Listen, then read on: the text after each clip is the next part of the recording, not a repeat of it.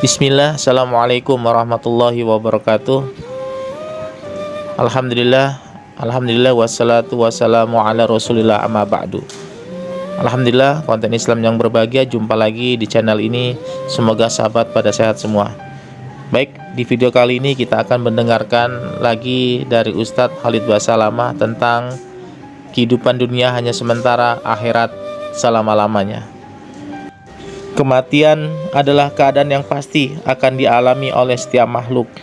Kematian adalah sebuah misteri yang tidak tahu kapan kita akan dipanggil oleh Allah Subhanahu wa taala. Baik sahabat konten Islam yang berbahagia, lebih jelasnya mari kita mendengarkan ceramah dari Ustadz Khalid Basalamah. Semoga apa-apa yang beliau sampaikan bermanfaat untuk kita dan menjadi bekal kita kelak di akhirat. Amin amin ya rabbal alamin.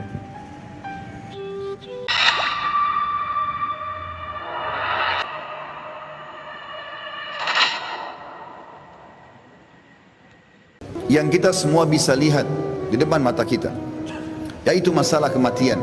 Risalah ini akan kami sampaikan kepada orang yang sehat dan sakit, orang yang kaya dan juga miskin, para pemimpin dan masyarakat, orang cerdas dan juga orang yang bodoh, laki-laki dan perempuan, anak kecil ataupun orang dewasa. Ingatlah saudaraku, kita akan mengakhiri kehidupan dunia ini. Ada batas waktu di mana kita semua akan meninggalkannya. Semua yang kita kumpulkan dari rumah yang mewah, kendaraan yang kita banggakan, pasangan hidup, apa saja dari pakaian, bahkan perlengkapan dan pernak-pernik kehidupan ini, semuanya akan ditinggal. Pasti kita akan meninggalkannya.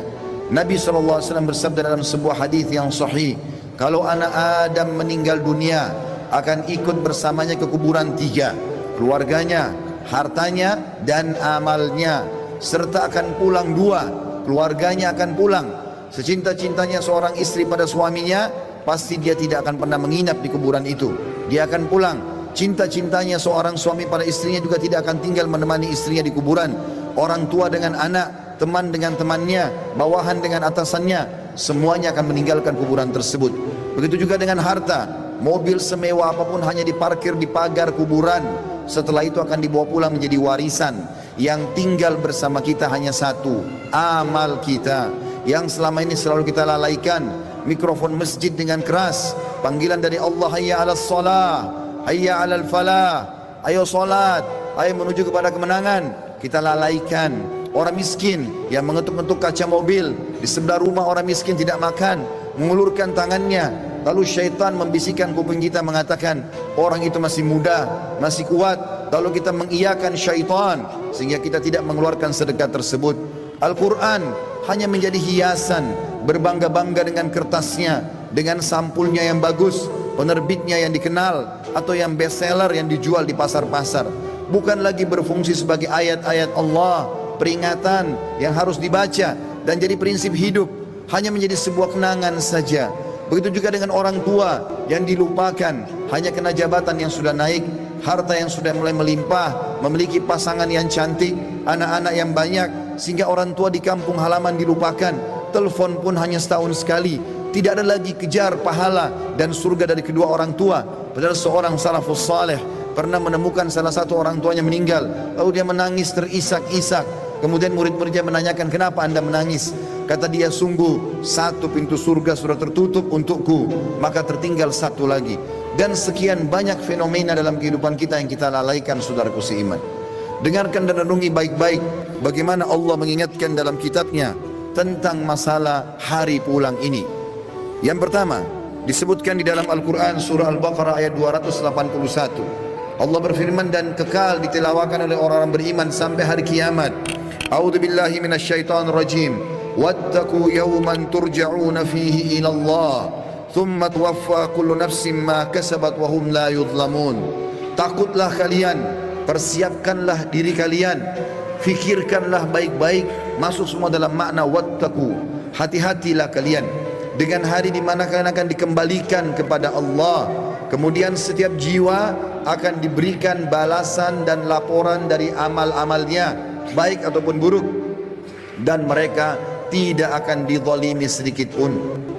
Kalau hari ini teman-teman kita melihat seseorang kerabat kita, teman sejawat kita, partner bisnis kita dibungkus dengan kain kafan dan meninggal, dan kita mengantar ke kuburan sebagaimana mungkin itu sudah pernah kita lakukan, maka satu waktu nanti kita yang akan diantar.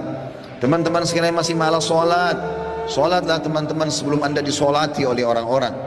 Banyak orang meninggalkan saf pertama masjid, padahal itu keutamanya sangat besar, tapi dia menunggu dia akan disolati di saf pertama pada saat meninggal dunia. Ini kerugian, penyesalan akan datang terakhir, saudaraku seiman. Dalam ayat lain Allah berfirman dalam surah Al-Baqarah ayat 48, A'udzubillahi minasyaitonir rajim, wattaqu yawman la tajzi nafsun an nafsin syai'a wa la yaqbalu minha syafa'atun wa la yu'khadhu minha 'adlun wa la hum yunsarun.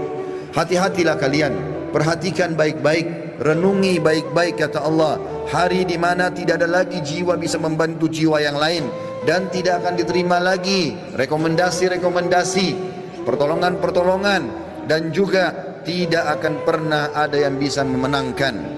Di dalam ayat yang lain juga Allah mengingatkan surah Luqman, surah nomor 31 dalam Al-Quran ayat 33. A'udzubillahi minasyaitonir rajim.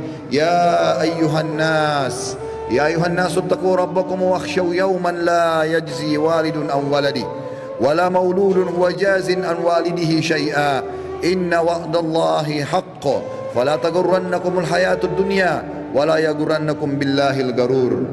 Artinya, hai sekalian manusia, wahai manusia, Allah memanggil semua kita tanpa mengenal sukunya, bangsanya, jabatannya, status sosialnya, ataupun laki-laki dan perempuan, muda ataupun tua. Allah mengatakan, wahai manusia, takutlah kalian kepada Tuhan kalian dan khawatirlah terhadap hari di mana tidak akan ada lagi pertolongan, tidak ada orang tua bisa menolong anaknya, dan tidak lagi anak-anak bisa menolong orang tuanya. Sesungguhnya janji Allah pasti benar. Jangan kehidupan dunia melalaikan kalian, dan jangan sampai kalian terlalaikan. Allah subhanahu wa ta'ala mengingatkan di ayat yang lain surah Al-Muzammil, surah nomor 39 ayat 17 sampai 19. Allah berfirman, a'udzubillahi minasyaitonir rajim. Fa kaifa tattaquna in kafartum yawma yaj'alul wildanu shiba. Bagaimana kalian bisa memungkiri hari di mana anak kecil pun bisa menjadi tua tiba-tiba? As-sama'u munfatirun bih, pada hari kiamat nanti maka langit-langit pun akan pecah. Kana wa'duhu maf'ula, dan itu janji Allah pasti akan terjadi. Inna hadhihi tadhkirah, ini adalah peringatan yang sangat bermanfaat. Faman syaa'a ittakhadha ila rabbih sabila, siapa yang berakal maka dia segera mengambil jalan menuju ke Tuhannya. Saudaraku seiman, ada seorang soleh dulu kaya raya di zaman tabi'in di Irak. Dia lagi duduk di kebun kurmanya. Orang ini kebetulan sering ibadah, rajin sekali ibadah. Satu waktu dia pernah lalai beribadah. Ada beberapa waktu dari amal-amal sunnah yang dia tinggalkan, bukan amal wajib.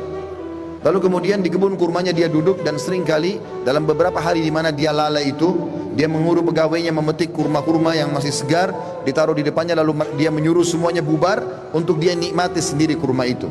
Dan kebunnya ini ditutup dengan pagar yang sangat tinggi, tidak ada yang bisa masuk. Maka pada saat dia lagi duduk menikmati kurma tersebut, tiba-tiba di depannya semak belukar ya bergerak seakan-akan ada orang. Maka dia sambil marah mengatakan, siapa kamu? Begitu beraninya kamu masuk ke dalam kebunku tanpa izin. Maka tiba-tiba keluar dari semak belukar tersebut orang yang dia tidak kenal. Lalu orang itu mengatakan, sesungguhnya aku adalah sosok yang tidak butuh izin untuk datang ke tempat siapapun. Aku sosok yang selalu ditakuti oleh seluruh raja-raja dan orang-orang yang membongkok atau menyombongkan diri. Aku sosok yang selalu kalau datang tidak pernah terlambat dalam menyelesaikan urusanku. Maka tiba-tiba orang soleh dan kaya ini menundukkan matanya yang tadinya melotot karena merasa marah, tiba-tiba dia ketakutan. Lalu dia mengucapkan kalimat, apakah Allah masih memberikan aku kesempatan untuk kembali? Maka dia pun, orang itu pun mengatakan, masih ada beberapa waktu untukmu, maka bertaubatlah. Tiba-tiba orang itu menangis, kemudian dia angkat kepalanya, orang yang tadi menyampaikan berita itu sudah hilang. Teman-teman sekalian, kita tidak butuh menunggu kita sakit masuk ke ruangan ICU baru mati. Kita juga tidak butuh teman-teman sekalian untuk menjadi tua dan ubanan semua rambut kita baru kita meninggal dunia. Kita tidak butuh tiba-tiba teman-teman stroke ataupun tubuh kita melemah atau kulit kita keriput baru kita meninggal dunia. Berapa banyak anak kecil yang masih muda pada saat ajalnya datang semuanya meninggal dunia. Mati fenomena yang tidak bisa kita menghindar darinya. Perhatikan baik-baik, Allah berfirman di dalam surah Al-Imran, surah nomor 3 ayat 185. A'udzu billahi minasyaitonir rajim. Kullu nafsin dha'iqatul maut wa innama tuwaffawna ujurakum yaumal qiyamah. Wa man zuhziha 'anil nari wa udkhilal jannata faqad faz. Wa mal hayatud dunya illa mata'ul gurur. Semua yang bernyawa pasti merasakan kematian, dan mati adalah terlepasnya ruh dari jasad seseorang dan pindahnya dia ke alam abadi akhirat sana. Dan setiap jiwa akan diberikan balasan pada hari kiamat sesuai dengan amalnya.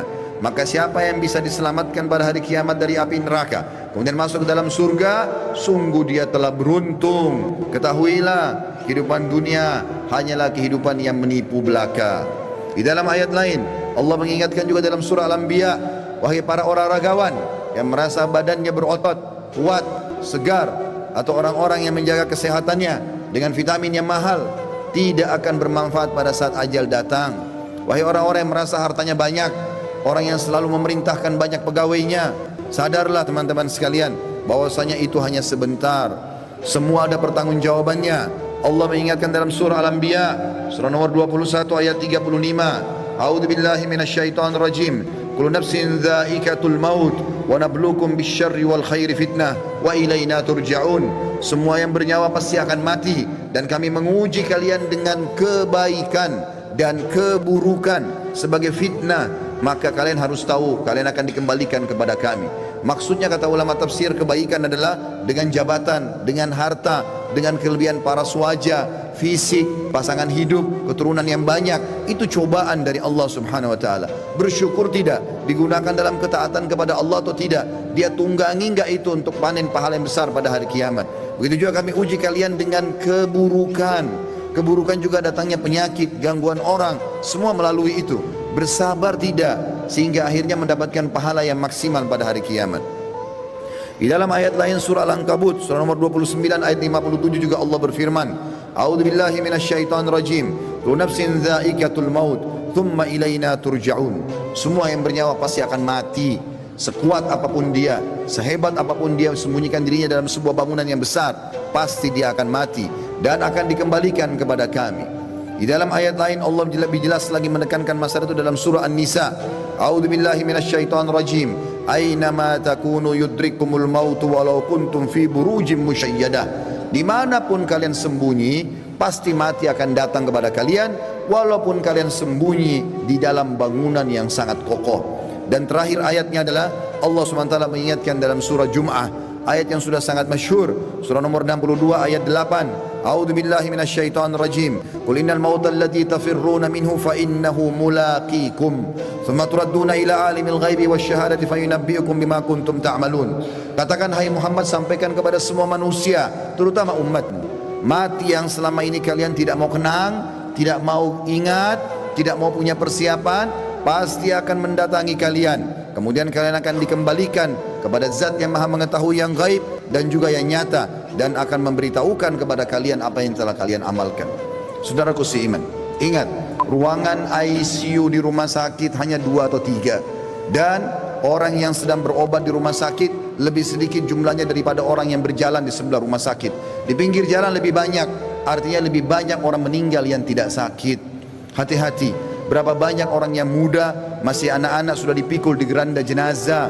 Sadarlah teman-teman sekalian, mati ini kalau selalu dikenang, dia akan jadi pengontrol dalam kehidupan. Maka kita hanya selalu tahu yang kita nikmati yang halal, yang kita kerjakan yang diperintahkan oleh Sang Pencipta Allah, dan semua yang haram, bahkan yang makruh pun akan ditinggalkan.